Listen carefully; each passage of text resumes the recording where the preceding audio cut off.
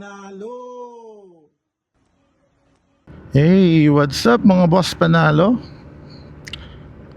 Ayan, maganda-gandang klema. But before that, syempre, gusto ko muna ulit kayong batiin ng napakasarap na umaga at napakagandang araw sa inyong lahat mga boss panalo. Today's vlog, tayo ay pupunta ng Cannon Road para po makita natin kung okay na ba, pwede na bandaanan ng mga motorista tulad natin. Gawa ng nangyaring bagyo, balita ko kasi nung bagyo grabe naman, no? Yung mga nakakaalam dyan grabe yung nangyari sa Cannon Road, especially sa May Tunnel, yung bagong gawa roon. Nag-trending nga po yun mga boss panalo dahil nga bagong gawa, ganun nangyari. Hindi nila na-estimate yung lakas ng boost ng ulan, kaya nag-landslide. Siyempre mga boss panalo, dapat malaman din natin kung possible namang daanan ito. Kaya ano pa hinintay natin mga boss panalo? Let's get it on! Grabe ang sarap ng sarap ng feeling kapag ganito, yung nakakapag-rides ka. Kahit chill ride lang. Alam niyo na, papatanggal stress mga boss panalo. Alam na ng mga alam na ng mga riders na katulad natin na mahilig magmotor. Shoutout nga pala sa lahat ng lahat ng nagra-rides katulad ko. At saka syempre big shoutout na rin po sa mga NMAX user. Eto na. Ang sarap talaga imitin tong NMAX Turbo dito sa Baguio.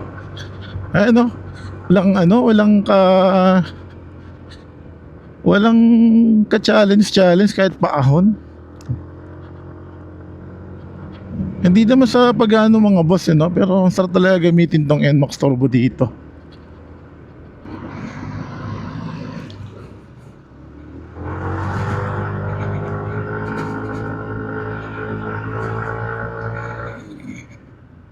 Ayun rinig nyo ba yun mga boss? Sarap ng hatak kapag turbo.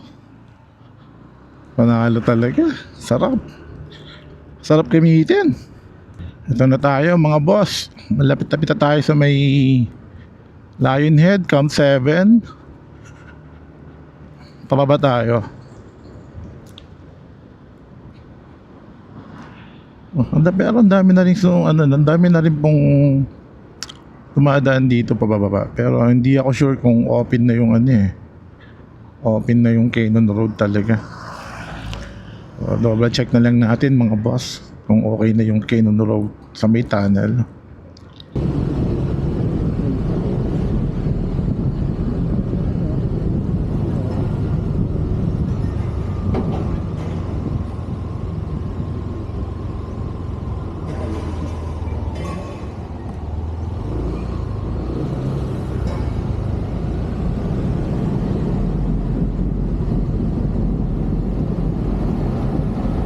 Alam niyo na kung nasaan na tayo. Andito na pa tayo sa may Camp 7. Malapit na rin po sa Lionhead. Dito pa lang pala. Pansin niyo yun mga boss, may malalim na butas doon. So dito pa lang talagang tinamahan ng gusto rito. Maiba naman tayo ng topic. Maiba pero motor pa rin po. Mga boss panalo ito para sa akin lang naman sa akin lang naman. Advice ko lang din sa lahat ng may mga motor, kahit anong klaseng motor yan, mapaluma man yan, papabago, papabulok man yan o sariwa, ang importante gumagana at goods yung kondisyon. All goods, tara na, rides na tayo mga boss. Alam nyo kasi napakasarap mag-rides. Sa totoo lang, napakaganda at napakasarap na pakiramdam pag nagmumotor tayo. Yes, lahat ng motor riders dyan na lahat, lahat na lang gagawin para makabili ng motor. Nako, wag yung pigilan ng sarili ninyo. Bumili kayo ng motor nyo kung ano yung abot kaya. Go! Kahit anong brand. Sabi ko nga kanina kahit anong motor yan. Importante alam nyo na kondisyon yung motor. All goods na yan para makapaglibang at makapag-rides. Sarap talaga, sarap ng pakiramdam. Ako, madalas ako mag-solo ride Totoo lang mga boss panalo, madalas ako mag-solo ride dahil syempre hindi naman lahat ng time available tayo pag nagaya yung club o yung mga katropa. Hindi lahat yung time na yun open ka ron. So may time na sumasama ako. It's nice na mas maganda pag may kasama talaga. Pero pag syempre yung time mo hindi tumugma dun sa schedule ng rides nyo, no choice, solo ride talaga ako. Parang ngayon solo ride na naman ako. Sarap ng pakiramdam. Tapos yung takbong pogi lang tayo kahit di naman tayo pogi takbong pogi pa rin. Pero para sa akin takbong panalo tawag ko. Takbong panalo lang tayo mga boss panalo. Ganun lang. Kasi ang hirap kasi sabihin na takbong pogi, hindi naman tayo pogi. Ako talaga hindi ako pogi. 20% lang.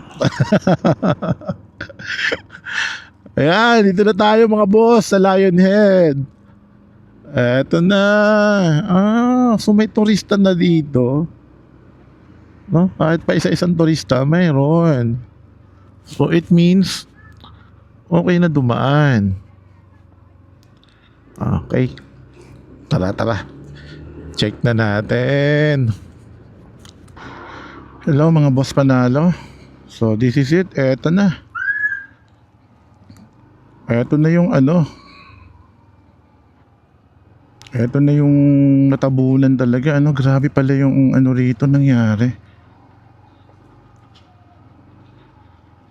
Nakaka shock din talaga. Eto, kita nyo naman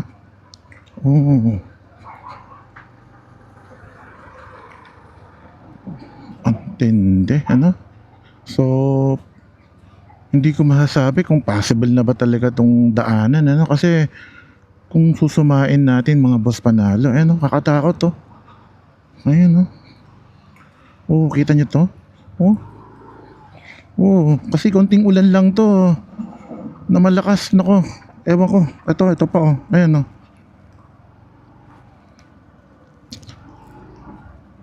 tapos ito naman putik talaga, lalim na putik to, hindi biro. Tapos ito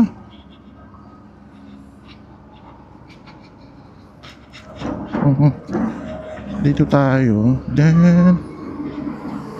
ito iba talaga. Ayan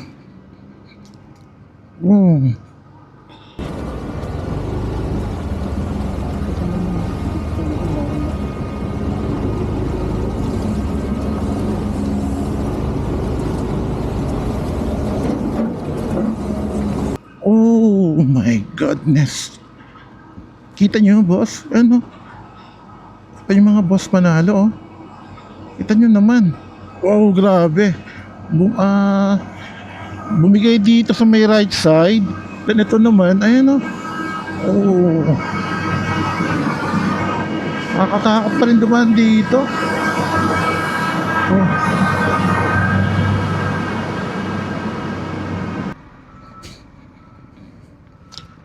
Grabe.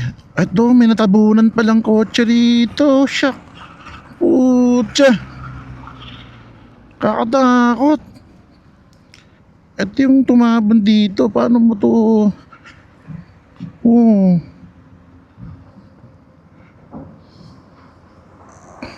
Actually, hindi pa talaga to pwede. For me, mga boss panalo for me talaga, hindi ko ina-advise na dumaan kayo dito sa may Quezon Road kapag umuulan. Eto, kita nyo naman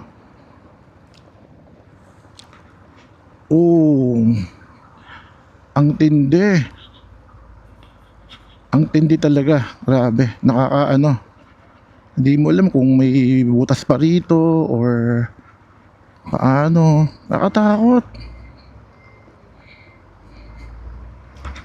Oh, grabe talaga. Nakakalula talaga. Kakatakot. Ay, nakita nyo naman to. Talagang winas out niya lahat dito. Mula dito hanggang dun sa taas na yun. Ayun. Oh, grabe. Ano? Pag ito nadali ba tong tulay na to, lalong wala na makakadaan. Grabe talaga mga boss. Nashock ako dun ah. Ganun pala kalakas or kalaking pinsala ng ano, ng Cannon Road, especially sa may tunnel ano, kasi yun talaga yung front ng landslide. Wow, grabe. Oo. So hindi ka pa pwedeng dumaan dito, wala pang daan dito. Oo. Kung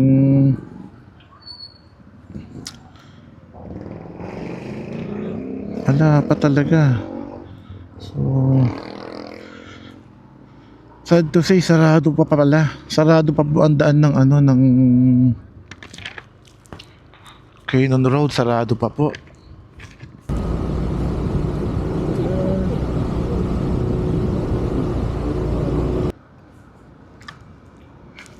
Oh, nice. Ang ganda naman dito. Oh, kita nyo to mga boss. Oh, grabe, ang ganda. Panalo. Ayan no. Oh. Oh, may bahay dito. Oh, ayan no, may bahay sa ibaba. Ayan, no? Pero ang ganda ng tanawin dito. Perfect. Oh. Sangka pa.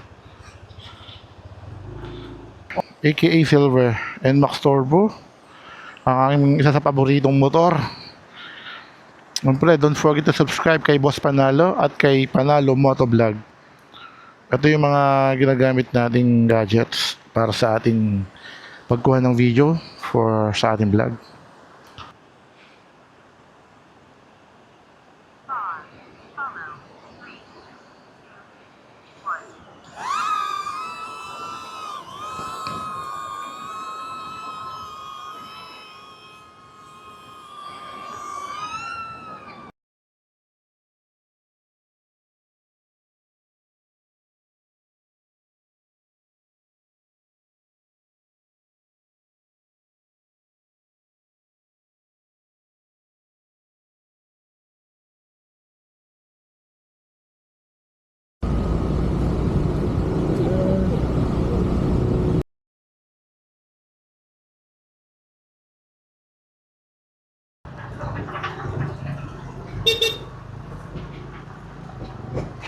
Oh, ano, nakakalula.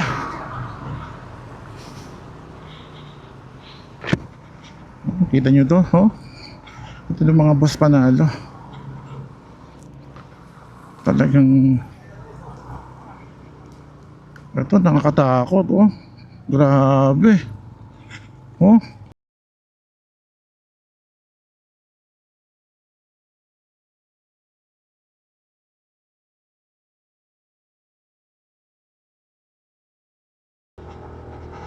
So ayan mga boss, nadaanan na natin Cannon Road. So ayan mga boss, Panalo, pauwi na tayo dahil nakita na natin kung ano yung itsura ng Cannon Road today, especially sa may tunnel, no? Nakakalula talaga. Nashock ako nung nakita ko personally, no? Grabe talaga, grabe yung pinsalang nagawa ng landslide. Saka may mga bahay pa talaga natabunan, sasakyan. So hindi ako sure kung may taong nasaktan o namatay. Hindi rin ako sure kung anong update sa mga nangyari at naganap doon. Basta ang alam mo, nakita natin, grabe talaga yung pinsala. Hindi rin talaga biro yung yung landslide na nangyari doon. Grabe, ang daming volume ng lupa. So sa lahat ng mga katulad kong nagra-rides, mahilig sa motor or adventure, four wheels, especially sa mga nagso-solo ride tulad ko, always ingat po tayo, ride safe. Isipin po na at lagi natin yung uuwian nating family. So the best talaga is slow down, chill lang sa ride, huwag nag-aapura. Then especially number one kay God. Always tayong mag-pray para maging safe tayo sa pagbiyahe at sa pag-uwi natin sa family natin.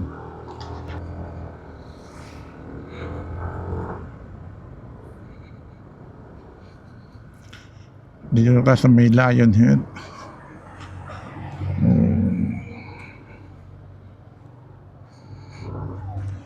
Panalo!